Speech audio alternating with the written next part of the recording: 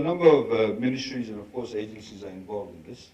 The Ministry of Ethiopia Affairs, Ministry of Rural Maritime Development, NDMO, of course, Ministry of Lands and Mineral Resources.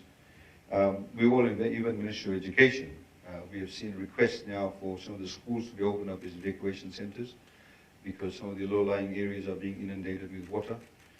For example, we know of in southern Lau, Vatoa and Ono-i-Lau have been affected. So again, the teams have reached out to them in terms of communicating with them as to what to do. We know that certain parts of Kadavu, there are also parts up in the Rewa Delta, we know that have been affected too. And there are some parts in the northern division. So warnings, as you know, the 2 warnings were given, one by the Lands and Mineral Resources and one also by the NDMO, alerting everybody to move to higher ground, and they need to do that. Evacuation centers will be, of course, opened up for them on higher ground. So that's the current situation. We've also had a discussion with the Ministry of Environment. As I mentioned in the statement, they're currently looking at the air quality too, because there's some ash fallout, as you would have seen in the videos that have come out of Tonga.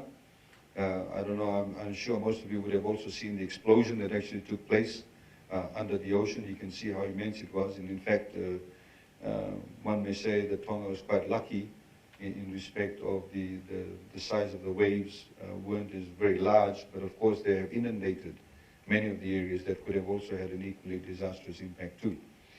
So it's an ongoing situation, it's a very fluid situation, so to speak. Also had a chat with the Minister for NDMO. They're also talking to Wellington to see whether there'll be any other aftershock effects. So it's, like I said, it's very, very fluid, but we are providing all the support and assistance for all the different ministries that are working together to ensure that we, first of all, save lives.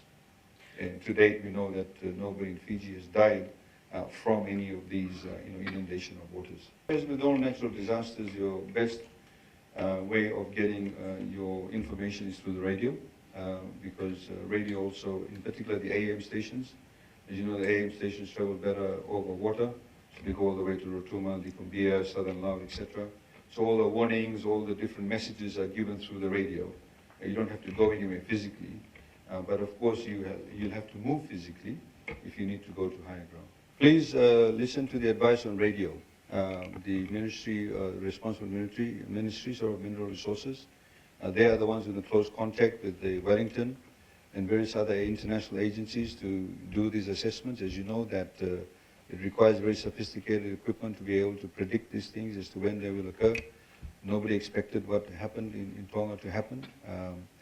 So, it's not our ability to say, please, this will happen in the next hour. And that's something that the experts will tell us. So this is why it's critically important to keep a radio on, and all the messages that's needed, as and when it's needed, will be given out on the radio.